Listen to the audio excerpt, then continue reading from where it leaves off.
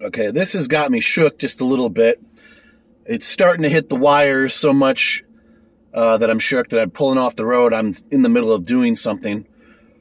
But it's hitting the wires that Ring of Honor just fired their entire roster. They released a statement. I haven't looked it up yet because I'm driving.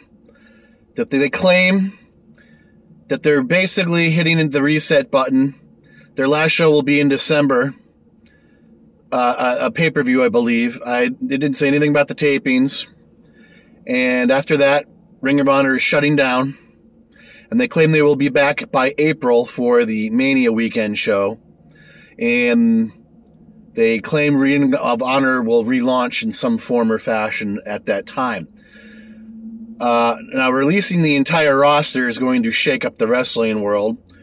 And AEW's been on a spending spree. How many of these guys can they pick up? To me, if Ring of Honor just fired their entire roster and their last show was going to be in December, but they planned on running shows again 3 months later, why would you fire the entire roster?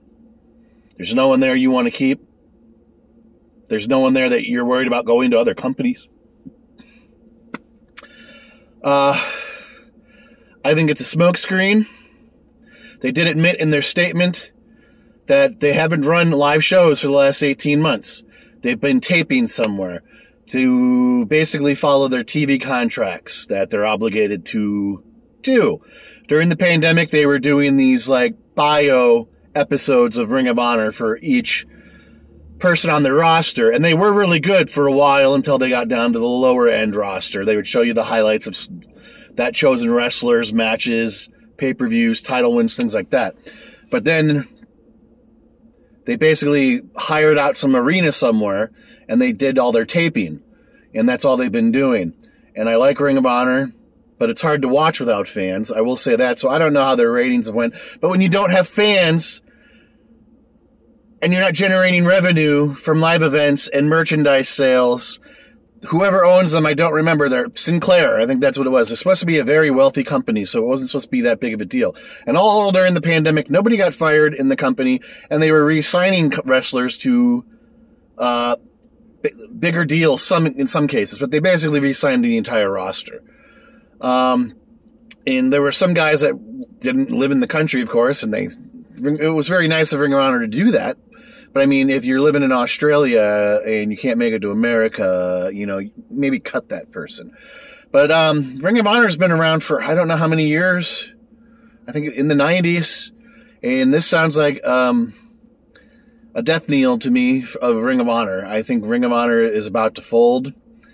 They're probably going to be a scramble for their video library from probably AEW or WWE, which WWE will probably win.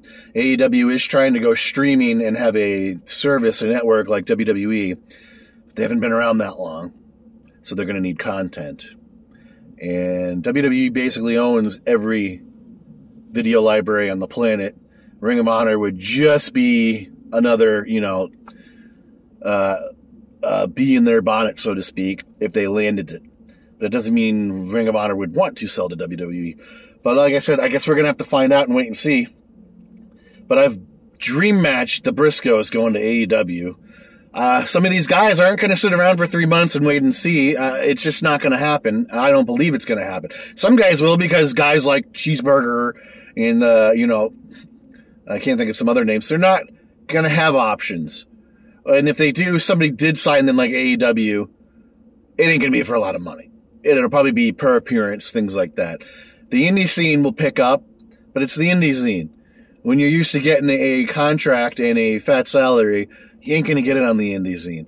You might do well. I mean, Brian Myers and Cardona do pretty well, but I mean, they hustle. Not everybody's got that in them. So, I don't know. If this is the end of Ring of Honor, it's a sad state of affairs. And like I said, we still have months away from this. Months away from really truly knowing if this is it. But I think this is it. Ring of Honor produced many great wrestlers, many of whom are now currently on WWE roster. About 5 years ago, they came to town and they pillaged just about everybody they could out of ROH. And there was a few other little small pickups.